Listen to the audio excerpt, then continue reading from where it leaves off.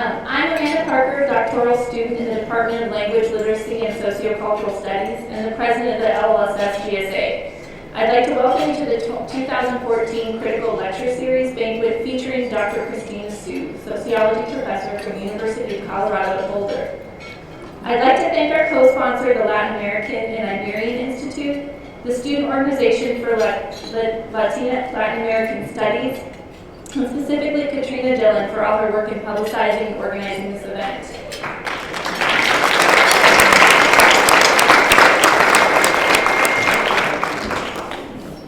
This is a keynote lecture in our spring series where LLSS GSA has invited scholars across disciplines to present critical work that challenges the current state of positivistic and functionalist ideology in education and society. The need for critical work is ever expanding. Corporate and political entities strongly uphold the belief that human potential is quantifiable and formulaic.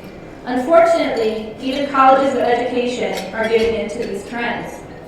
We must, as a department, continue the tradition of inviting conversations about structures such as racism, sexism, heterosexism, ableism, and linguicism, instead of giving voice to research that systematically reproduces injustice and inequality in schooling and society.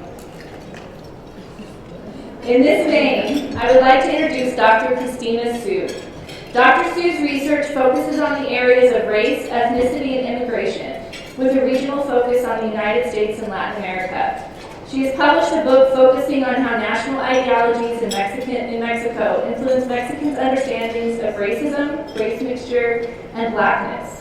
She also recently completed a book manuscript which examines various dimensions of the Mexican-American experience, including ethnic identity construction, language use, and political views. Dr. Su is also involved in a project which focuses on how immigration policies and other factors affect the decision-making process in Mexican migrants in the Denver metropolitan area. Finally, she's part of an international team of researchers based in Latin America who designed and implemented a comparative survey on racial attitudes in Colombia, Brazil, Mexico, and Peru. Please welcome Dr. Su.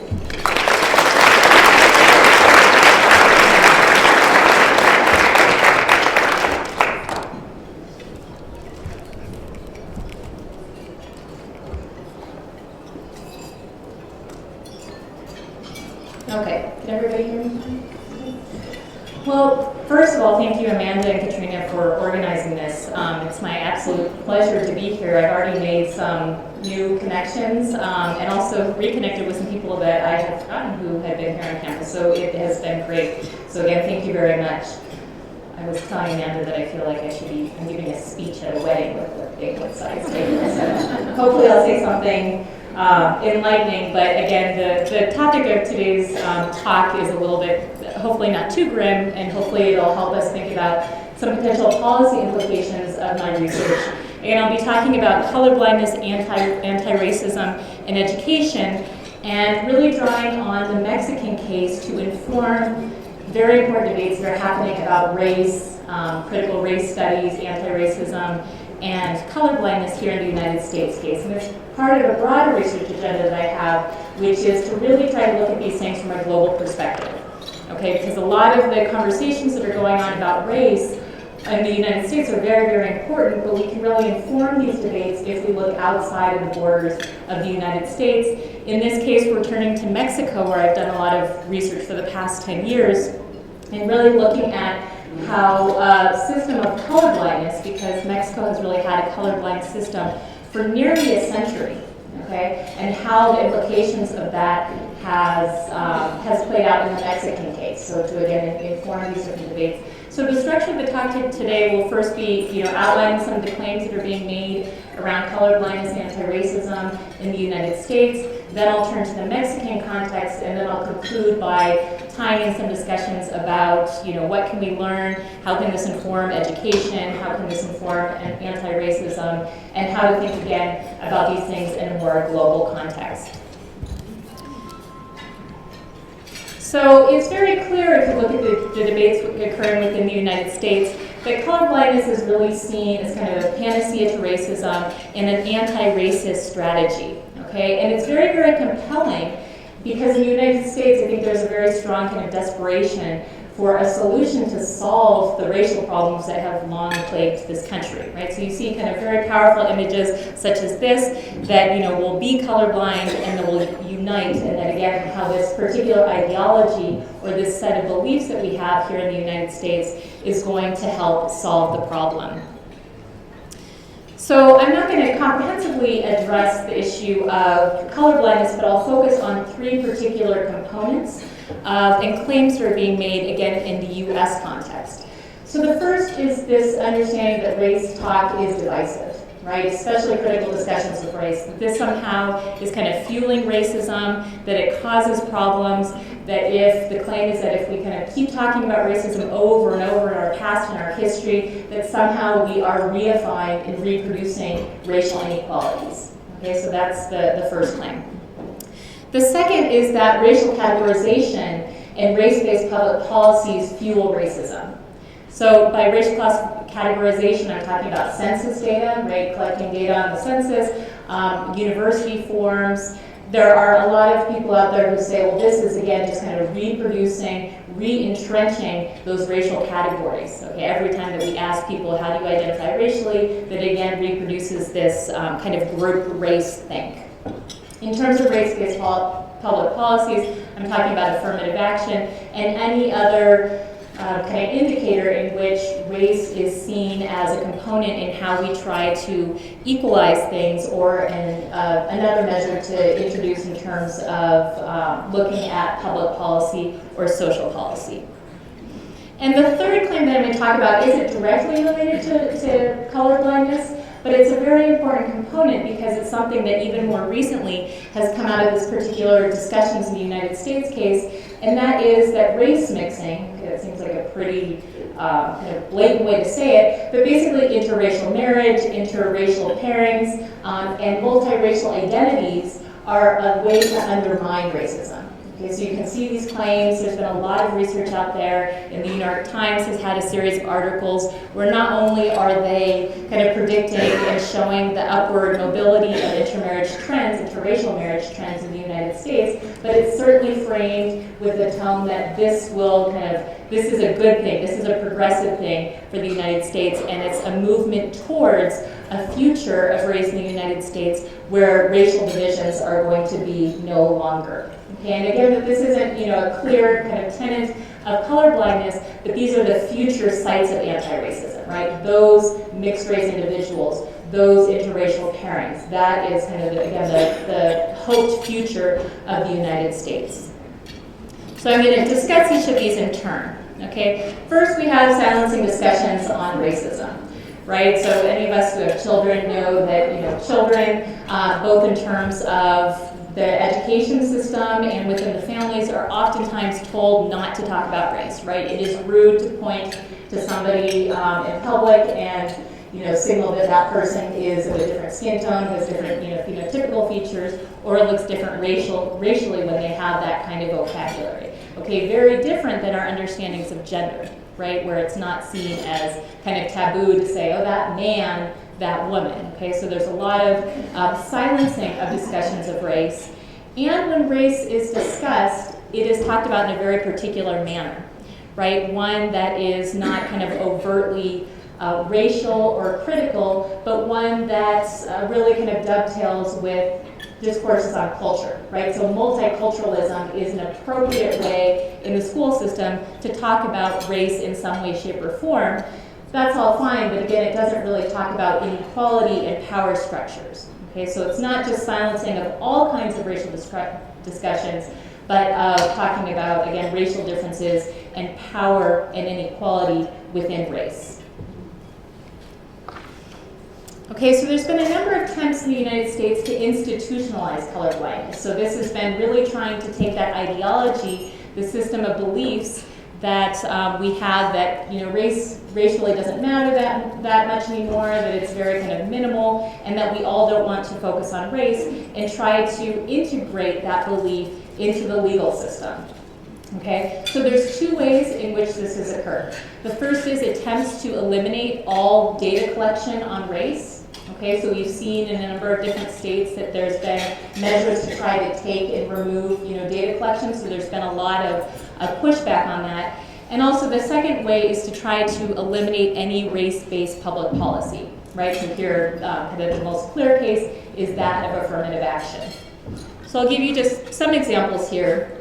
Attempts to strip public policy debate of race. This is just one, again, very minor example that illustrates broader trends that we're seeing across the United States. Here it's a campaign for a colorblind America, okay? And if you can't read the finer print, it's the Campaign for a Colorblind America Legal Defense and Educational Foundation.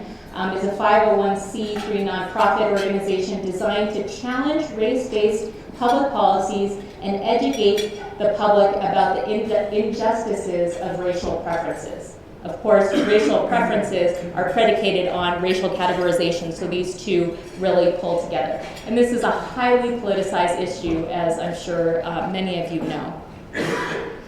Okay, two examples, again, of the recent one. This one, the first one is close to my heart, only because I called, I don't know how many homes, phone banking, to not pass this particular proposition. The California Proposition 54 in 2003 was titled Classification by Race, Ethnicity, Color, or National Origin Initiative. And the actual language of the proposition, which failed, okay, it got a lot of popular support, but it ultimately failed, was that the state shall not classify any individual by race, ethnicity, color, or national origin in the operation of public education, public contracting, or public employment. Okay, just from a social scientist perspective, of course, this is pretty damning because if we don't have data on race, what are we going to do? But also just trying to track racial trends, just so that the public can know what's going on. We thought it was, a pretty problematic proposition. Again, it was voted down, but there was a lot of support. Just as an aside, as an anecdote, and I don't feel so great about this, but I also teach a lot of race classes on how race is a social construction, right, with no biological basis. But one of the reasons that it was attributed that Proposition 54 did not pass was precisely because one of the kind of talking points against it was that there's really important health disparities by race, and so we won't be able to track those health disparities if we can't categorize people by race. So extremely problematic for myself, who's a sociologist of race, who looks at this thing as very much a social construction, but it was a very, very effective line that potentially really undermined these attempts to take racial categorization off of any kind of data collection at the state level. Okay, the second example is pretty interesting, the way in which at the federal level there's been a lot of Republican support for the multiracial identity campaign. Okay, so again, just to give one example, former House Speaker Newt Gingrich, he endorsed the addition of a multiracial category on the census for the 2000 census. Okay, so he really, he wasn't looking for the system that we have today, which is check more than one box. He was actually advocating, as were others, that you have a separate multiracial category when data is collected on the census. So he wrote a letter to the Office of Management and Budget, and he said, quote, "I believe that we can begin to address the country's racial divide by adding a multiracial category to federal forms and the United States while simultaneously phasing out the outdated, divisive, and rigid classification of Americans." So what I want to highlight in that language is because the movement to move towards multiracial identities isn't kind of in and of itself, right? It's not just about claiming a multiracial identity. But the way that it was politicized was really about using those identities as a vehicle towards colorblindness, towards eradicating any kind of data collection on race. Okay, so that was seen as a movement in the right direction, okay, the colorblind direction. So what's the current situation? So far here in the United States, we're still collecting data on race at the census level, at different state levels, so those attempts are there, but they haven't been that successful. Since 2000 on the US Census, you can check more than one box, which was a major change, right? So you can identify in more than one category, but those people, you can still kind of track the basis of their multiracial identities as opposed to just saying a multiracial category. And finally, as we know, affirmative action at the federal level is still holding, but in a number of states it's been challenged, and there's state bans on affirmative action. So that's the current situation in terms of racial categorization and race-based social policy in the United States. Finally, we have here, as you can tell, I found this image to be very, very powerful, but basically I'm reading it as a white mother and a child of color saying that they're colorblind together, right? So this really that image of the multiracial family being colorblind. And just again, it's a very interesting side note that I hope to take up in some research in the future, but it's very, very interesting that on the West Coast, a lot of the major advocates and proponents behind the multiracial movement are actually the white mothers. Okay, so it's not the children, the offspring who are identifying as multiracial. It is not the other parent of color. Okay, in this, the most common combination is having the father be of color, but it's the white mothers who are really politicizing that agenda, and I think that's really telling if we want to think a little bit deeper about what that means in terms of race and about this particular movement. Okay, but what we can see here is that, again, there's a touting of mixed race families and multiracials, or people who identify as being multiracial, as colorblind and anti-racist. So these are, again, there's a lot of news coverage that you can see coming from both academics and non-academics who are fueling this idea that this will be an anti-racist, colorblind future of the United States. Here's some very prominent U.S. intellectuals who are in support of these particular positions, both the idea that racial classification is problematic in terms of race relations and that race mixture is a potential solution. Okay, so the Thurnstroms, for those of you who are aware of them, they wrote a book on race relations, and they write, racial classifications, quote, pit members of one group against another, poisoning the racial atmosphere. Okay, Dinesh D'Souza, who is a very prominent public commentator on race, said, the country is entering a new era in which old racial categories are rapidly becoming obsolete, mostly because of intermarriage. Okay, Orlando Patterson, many of you may be familiar with him, as a Harvard sociologist. Due to cultural and biological mixing, by the end of the 21st century, America will have problems aplenty, but no problems whatsoever. Okay, we're moving towards that direction, and we still seem to have race problems, so that is certainly under question. And then finally, Reginald Daniels, who's also a sociologist at UC Santa Barbara, multiracials enable, quote, blacks and whites and everyone in between to transcend their separate and hostile worlds. So again, this is both kind of the popular perceptions and the claims that are being made are dovetailing with a lot of support from US-based intellectuals. So what I'm going to talk about now is move to the Mexico situation, okay? Because these claims, you know, I know there's a lot of people who are already skeptical, potentially of colorblind rhetoric, but we just don't know, right? I mean, maybe it would be plausible that if we eliminated data kind of classification on race, if we didn't talk about racism, if people continue to identify increasingly as multiracial, as intermarriage continued to increase, maybe it would help, right? Again, without kind of any comparative case, it's hard to know. These things aren't coming out of left field necessarily. What's a little bit frustrating, again, when these debates are taking place is there's another region, also within the Americas, that has been practicing colorblindness, again, for nearly a century. So it doesn't necessarily have to be a mystery, right? We can actually bring the empirical data from some of these countries and have this kind of social experiment and see how colorblindness plays out in terms of its effects in, again, another part of the Americas. So Mexico, and I'll talk about the history in one moment, has had really a social experiment in colorblindness in place from 1921, which was the end of the Mexican Revolution. I'll give you a little bit more background in one moment, to the present. Okay? But it's really important to note that they're not just attempting to institutionalize colorblindness like the United States, but they've been extremely successful. Okay? So critical race talk is taboo, right? So people really don't talk about racism. They do something similar in the United States with kind of cultural parallels, right? So kind of lauding the indigenous population and indigenous culture, but not really talking about what that means in terms of inequality. Those debates are very, very nascent.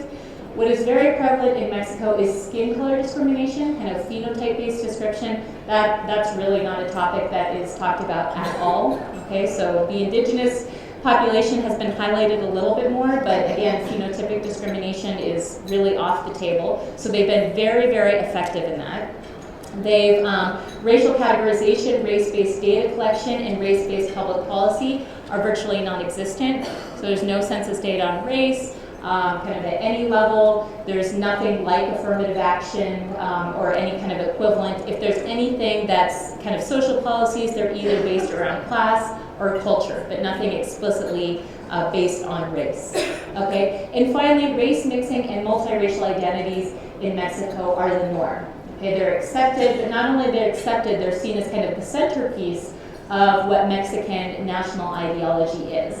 Okay, so what I'm going to talk today about in terms of the Mexican aspect is drawn from chapters 3, 4, 5, and 7 of my book. So I'm just really pulling kind of tidbits. I'm not going to go in extreme depth in any one of them, but talking about mixed race identities, attitudes on race mixture, mixed color families, and kind of explaining away how people explain away racial discrimination.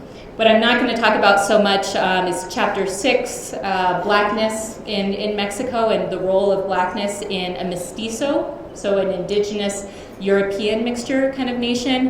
And I'm going to talk a little bit less about the whole whys behind all of this, but if you have questions, we can certainly address them.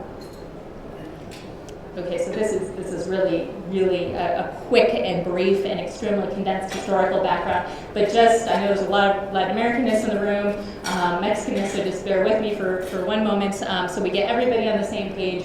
But the colonial period in Mexico ran from 1519 to 1821, okay, when Mexico achieved its independence from Spain. A couple things to notice on this graph of populations. Okay, the first is, you know, there was a tabulation, a lot of kind of race mixture early on during the colonial period, and it was actually kind of categorized and cataloged as such. So that has been a very prominent point in terms of Mexican history. The other thing is just notice right here. Okay, so this gray line is the European component of Mexico's demographic background, and the purple is the African.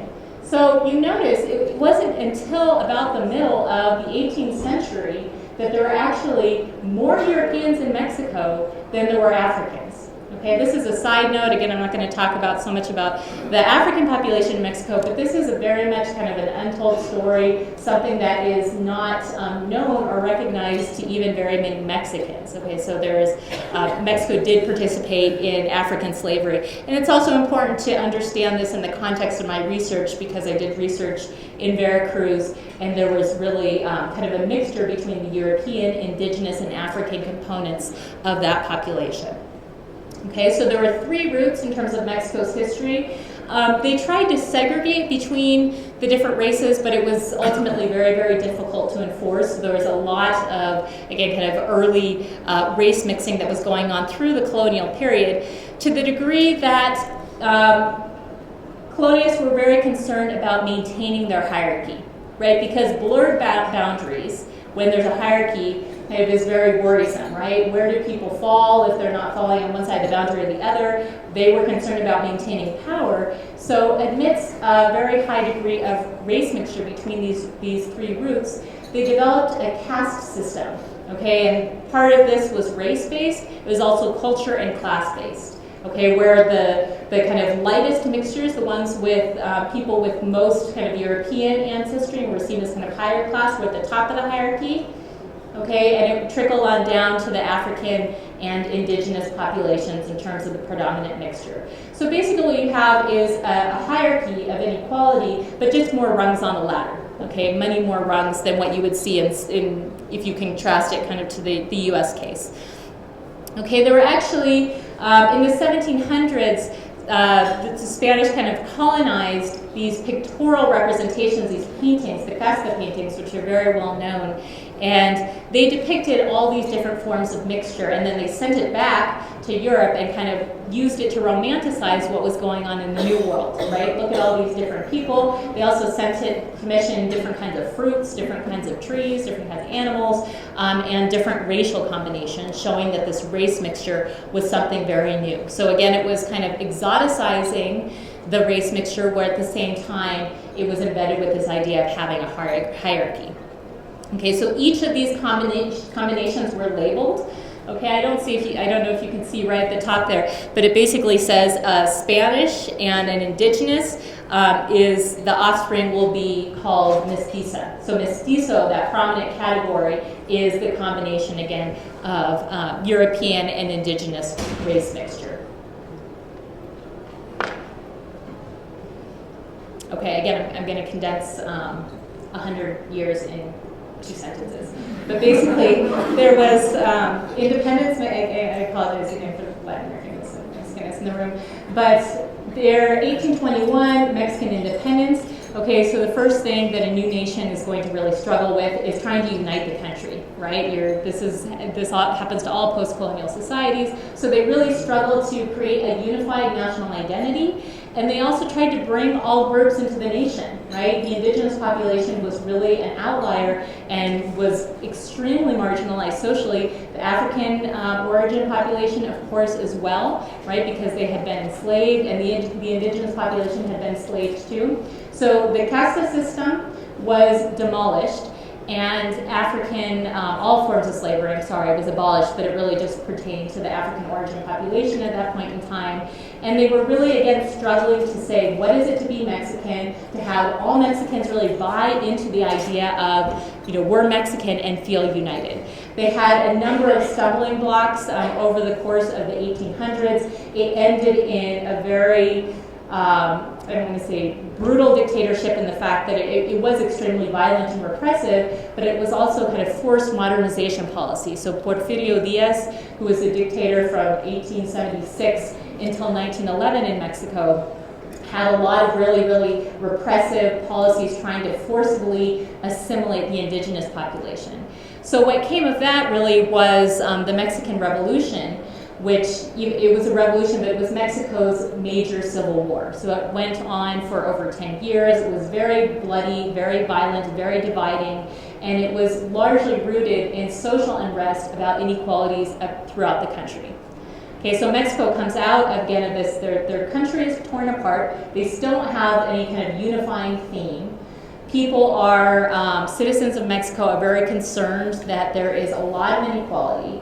So what you have is a post-revolutionary national ideology in Mexico, which is very much similar to colorblindness. Okay, I call it race blindness in some of my other work. The distinction isn't that important because conceptually they're very, very similar. Okay, so after the revolution, as a strategy by the government leaders to really create this unified national identity in Mexico, they had this ideology which had kind of 3 basic components that I talk about in my book. The 2 that I'll talk about today is mestizaje, race mixture, and the lack of racism. So in terms of race mixture, there was a very strong idea that, okay, not only were we a mixed race population, but this is something to be proud of. We all share the same roots, we all share the same blood, although this was defined as more a European indigenous kind of background. So, but it was a rallying cry to unite, to erase distinctions, and to in some way, shape, or form say we're all equal, right? And we will be treated equally. The issue that wasn't really addressed is, some people having much more European versus much more indigenous versus much more African ancestry weren't treated equally. But again, this is a national ideology who's trying to have a vision of equality. A lack of racism was tied to that idea of mestizaje, exactly how it's been tied in the United States case. Okay, so Mexico consistently argued because we have this mixed race population, racism can't exist, right? How can you discriminate against somebody who has your own blood, okay, your own ancestral roots? So we see a lot of those parallels in terms of the discourse of that time and the discourse that we're seeing again today in the US context. And the other component of the racism argument that was very, very important was it created a sense of patriotism and nationalism vis-a-vis the United States. Okay, the United States, it was, very at a global level, really battling its own issues in terms of race that were, that was very kind of, people are publicly aware of this. So it wasn't just that we aren't racist, it was we aren't racist like them, right? Our northern neighbors who are pretty much being seen as superior in every other way, shape, or form, right? We're talking about global dominance, we're talking about just a lot of economic power. So this was a moral claim by Mexico to say on this aspect, on the race question, okay, we're doing better than the United States. We don't have those kinds of racial problems here. So it was very, very potent symbolically, again, because it created a sense of nationalism and really fostered this idea that Mexico was morally superior to the United States on the race question. Okay, colorblindness was then institutionalized through a number of different mechanisms, but just to pick out 2 points here, Jose Vasconcelos wrote the very well-known classic book, La Raza Cósmica, The Cosmic Race, which is actually what the title of my book draws from. And it was published in 1925, and it really popularized the idea of both Mexico's lack of racism and the future of Mexico's race mixture, and that was a very, very good thing. Okay, Jose Vasconcelos didn't just write this book, right? He actually he was a candidate for president, and he was the Minister of Education from 1921 to 1924. Okay, the education system in Mexico is nationalized. So the Minister of Education has an extreme amount of power to disseminate his or her views to the populace. So he painted murals, he started different campaigns to really forward these ideas. He built schools. Again, there's textbooks that are sent out, so every kind of public school, elementary child in elementary education in Mexico was getting that same book, right? So where a lot of this is really being popularized, both the fact that race mixture is a good thing, and a lot of notions of multiculturalism that don't talk about racial inequality. Okay, so that's the kind of message that up until this day, students in Mexico are still receiving.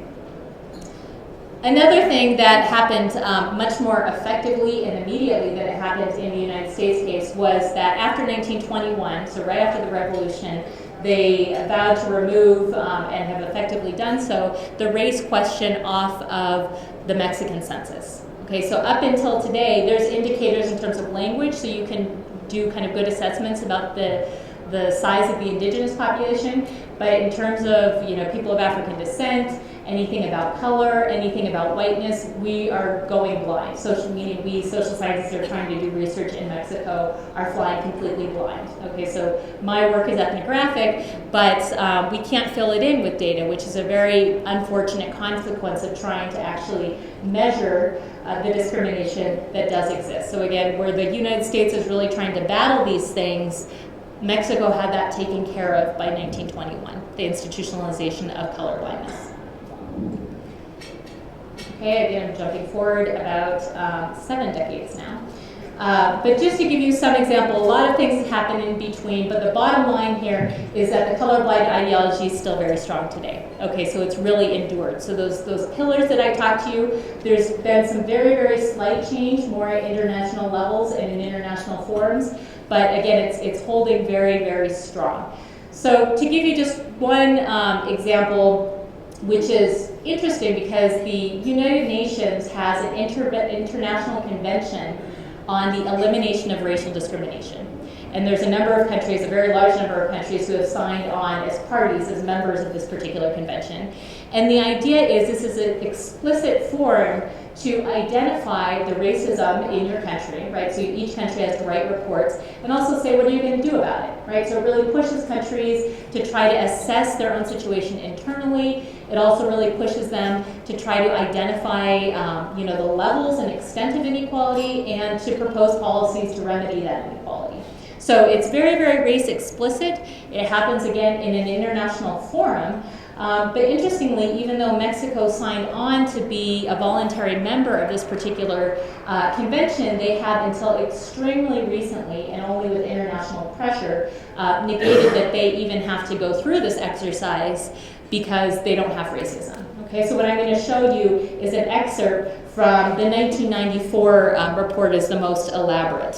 Okay? So the Mexican government filed this with the United Nations Committee. They said, Mexico is free from propaganda and organizations which are based on ideas or theories of superiority of one race or group of persons of one color or ethnic origin, or which attempt to justify or promote racial hatred and discrimination. This is borne out by the absence of both national and international complaints on the subject. Okay, so a little footnote there. If we don't talk about racism, there's not going to be complaints, right? As was pointed out during the presentation of the 7th and 8th reports to the committees, the situation still prevails and the phenomenon does not arise in our country, nor is it even a subject of national debate. Another footnote. If you're silenced, it's not going to be a subject of national debate.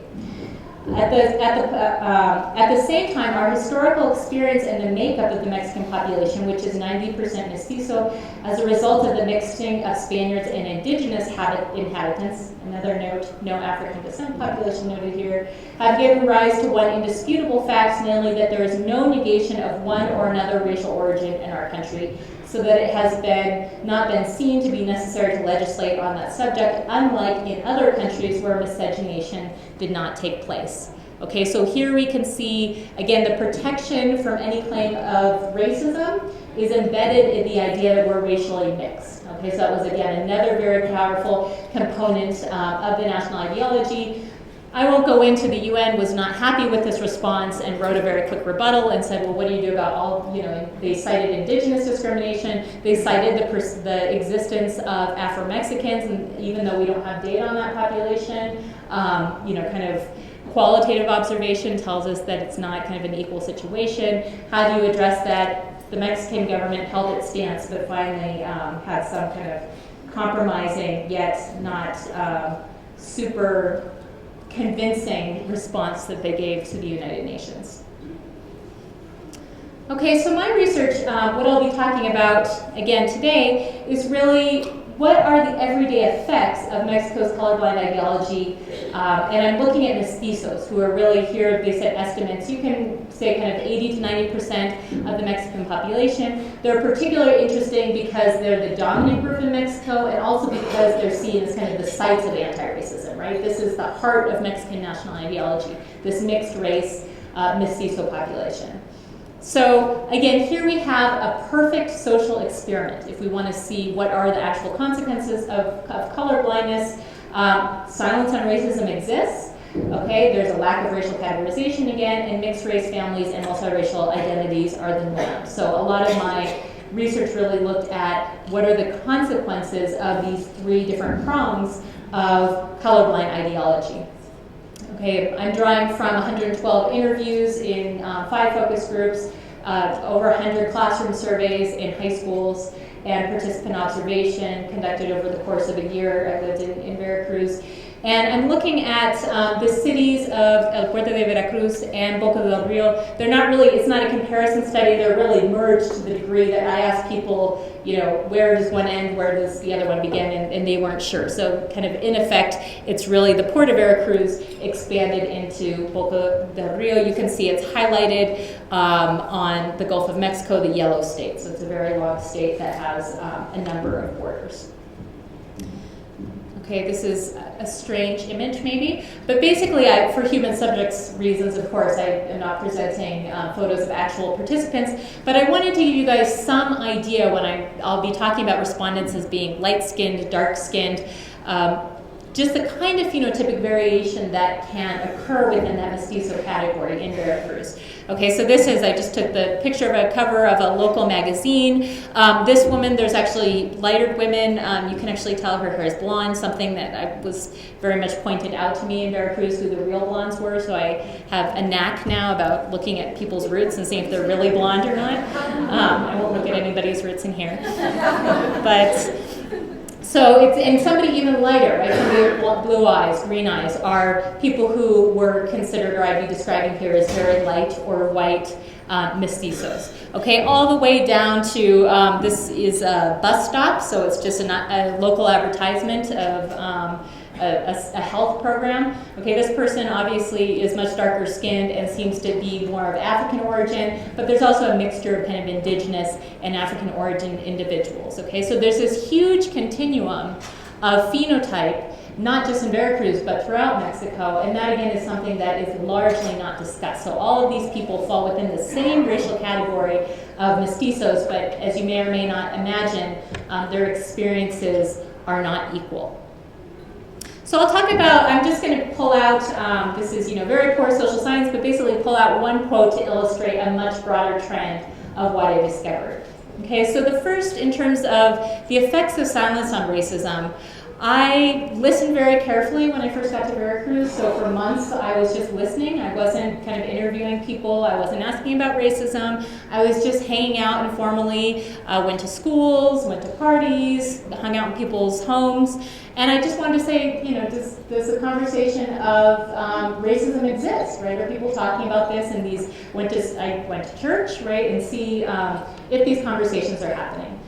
I didn't hear anything, really. Pretty much nothing, okay, kind of surfaced naturally. And then I was, of course, reflexivity is very important, so, okay, maybe because I'm from the United States or people are yet comfortable enough with me, they're not talking about racism.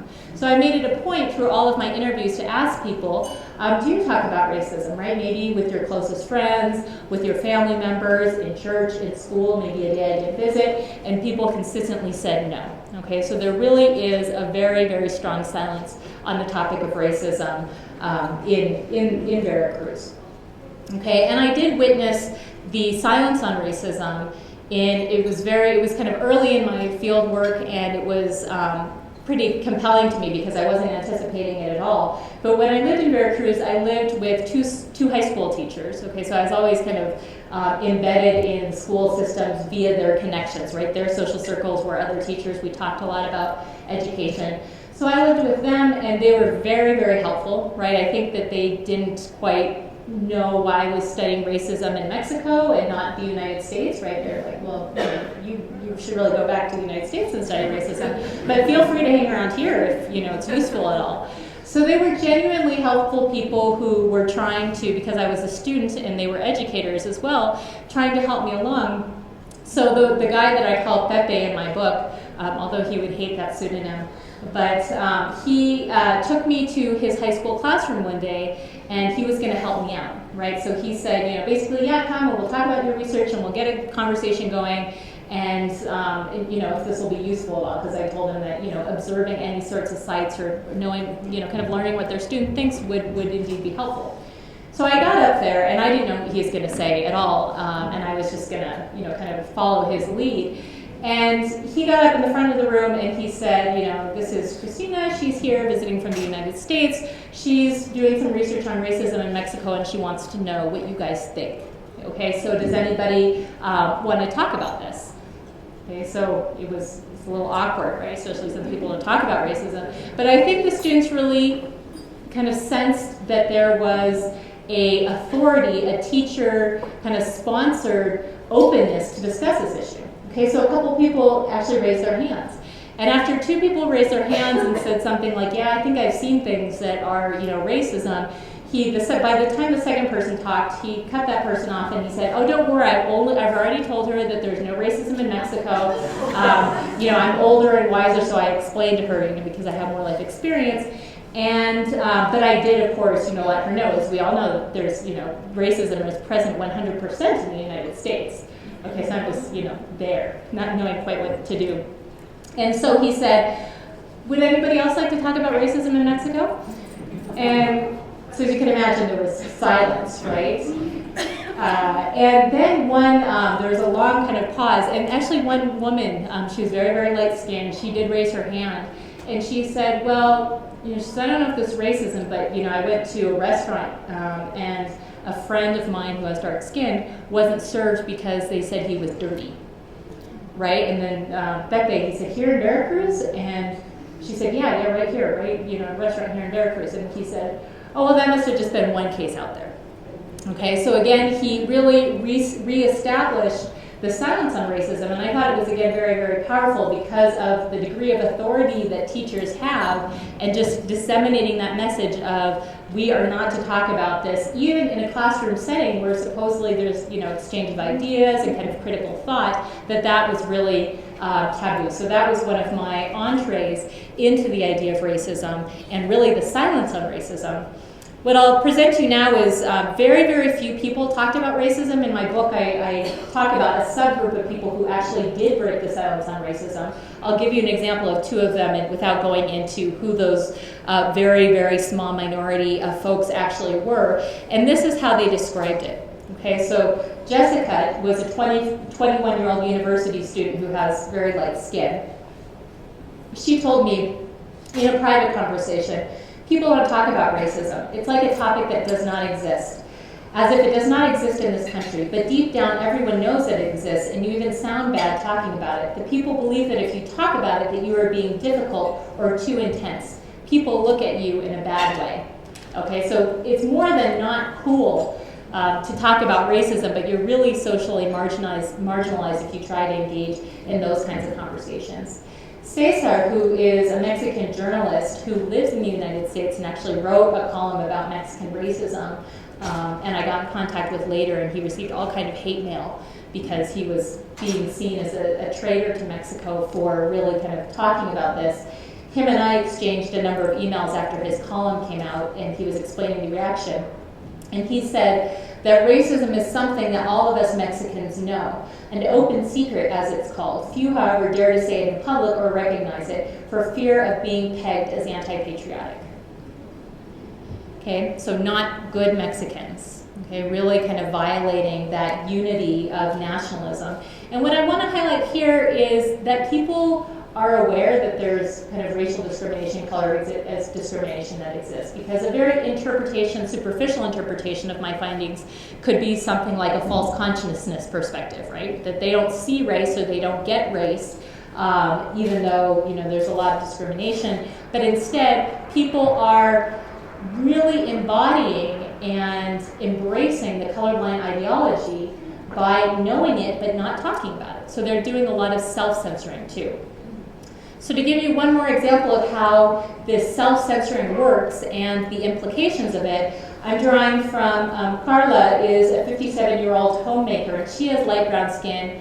Her partner, her husband is darker, and her son came out more like her father, so he has dark skin as well. And so he went to apply for a job at a local McDonald's, and he told his mom, I have the quote here, so he told his mom, they rejected me. They were soliciting a person with white skin. They are hiring people who have who are very light with blue or green eyes. Okay, so this is a moment of discrimination rears its ugly head, right? Family, private situation, what do you do? Okay, so I asked Carla in an interview, I said, well, how did you respond? And she said, well, as a mom, I told him to not pay much attention, that maybe it was not the job that he deserved. I calmed him down and invited him out to eat, and it passed. And ever since, I haven't liked to bring it up because I feel that he was hurt, right? I continued on as usual, and he forgot about it. You don't talk about it? No, no. When I saw that they hurt him, I was quiet and never again said anything. Okay, one of the clear implications of my research that I recognize is without kind of any critical discussion of race, what happens is that people end up kind of creating their own explanations for what is going on. And oftentimes these explanations revolved around, oh, you know, I should be lighter, maybe I really am not pretty, maybe I put myself in that situation, or so they end up blaming themselves. Okay, so again, in the absence of any kind of structural explanation or broader interpretation of these kinds of events, people kind of deal with them, and again, in the solitudes of silence, and blame themselves and take the kind of psychological burden of dealing with racism by themselves. Okay, we're looking at a lack of racial categorization. This one's a little bit harder to measure. Okay, there's not discrete categories, but what was very, very clear is that people are sophisticated in terms of how they practice racism, right? So it may not be about whether you're white or indigenous or African. but whether or not you are lighter or darker or more European or more indigenous, et cetera, et cetera. Okay, so people really developed a continuum mentality, which disrupts a lot of the kind of standing ideas in the literature that in the absence of racial categories, discrimination is going to increase. Okay, what we can see in the Mexican case is sometimes it just adapts. Okay, so it becomes really a color continuum dynamic as opposed to just a discrete, boundary dynamic. So Marisa, who's a 26-year-old English instructor with dark brown skin, when I asked her about, so she's the product of interracial relationship. Her mom is very light, her dad is very dark. She came out with, again, darker brown skin, and she didn't want to marry anybody who was darker, okay, or even the same skin tone. So she told me that kind of very outright, that she would prefer to marry somebody who was lighter, and I asked her why, and this was her response. So she said what happens is that, for example, there are very brown people with very fine features like a pointed nose, thin lips, not big eyebrows, a face that isn't very round but instead oval. Then they are still accepted.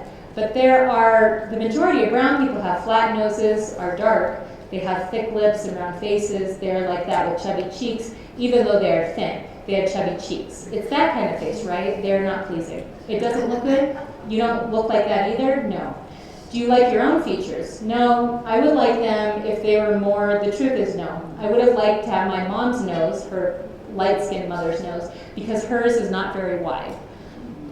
Okay, so what you see here is, again, it's not about racial categories, it's about a continuum. And the continuum isn't just based on skin color, but also phenotypic features. Okay, so just the absence of discrete kind of racial categories in the Mexican case hasn't made kind of these forms of discrimination disappear at all.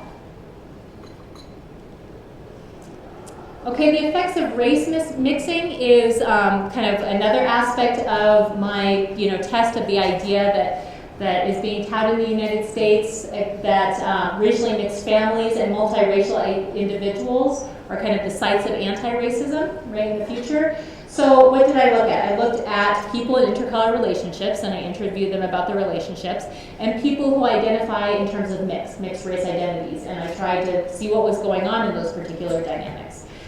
Bottom line, again, is that people both engage in these relationships and think about these relationships and embrace these particular multiracial identities with the intent or desire to lighten. Okay, so marrying somebody much lighter was certainly given preference. And if you embrace a multiracial identity, that is fine, but you privilege the European aspects of that identity. Okay, so to give you one example of the former, I'm going to talk about Jose, who's a 63-year-old taco vendor with dark brown skin, and he has a light-skinned wife. Okay?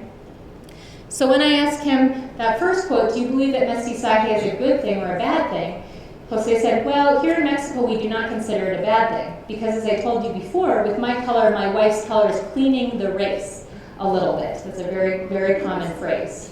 And the children of my children, well, they will be white. They will not be my color. I mean, my grandchildren.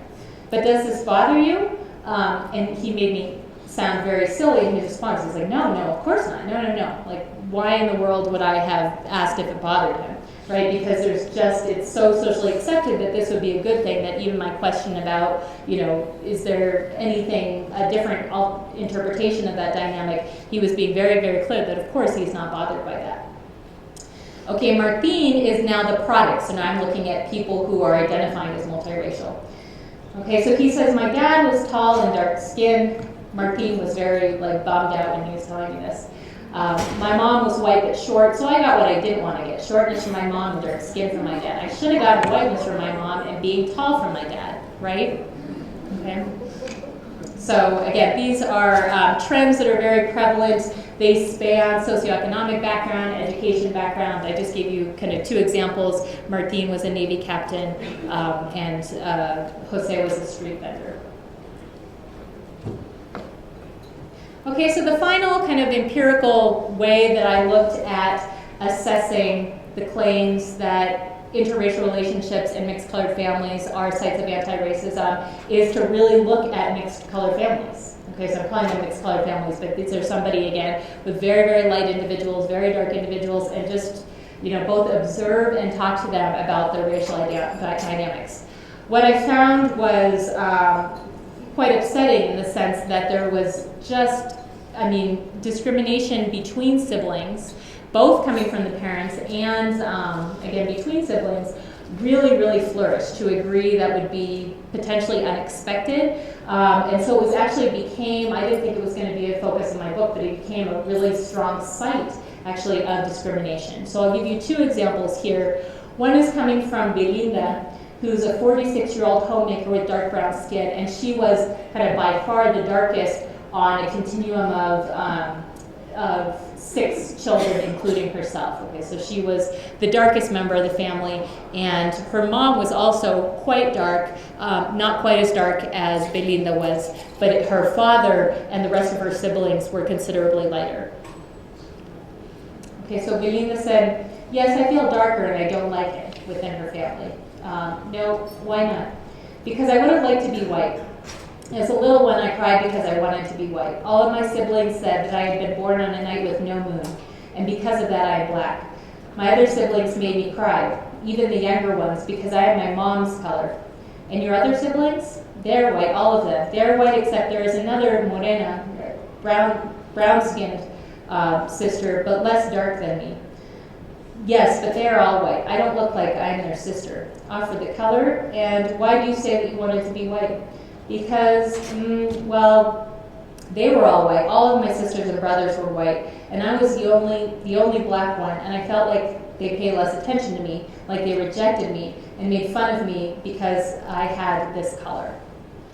Okay, so that is, within this, again, mixed color family. This next example is also somebody who's talking about, she's talking from the parent perspective, but she's talking about she's a member of another mixed color family, and her name is Jimena, and she's a 42-year-old, very light-skinned white homemaker. These are all pseudonyms, by the way. Okay. So I asked, when your children were born, what did the grandparents say? Well, the first was born white, same as them, so, well, they were happy. And that the other one was born darker, a little bit darker. Well, yes, they love him, but, well, there's always been like a little bit of a rejection there. My great-grandma had blue eyes, and she was tall. My mom told us this because when my sister was born, the oldest one, who has brown skin and curly hair, they didn't want her. Who? My great-grandma. Why? They didn't love her because she was black. Okay, so these are, again, unfortunately not even atypical stories, the illustrations that I gave to show kind of each of my different findings were very consistent with my broader observations. Okay, so to conclude, the lessons that we can learn from Mexico, and again, I want to stress that this is, that we should think about this as a cautionary tale. Right? There's no kind of automatic rule saying that this is the way it played out in Mexico, and so this is how it played out in the United States case.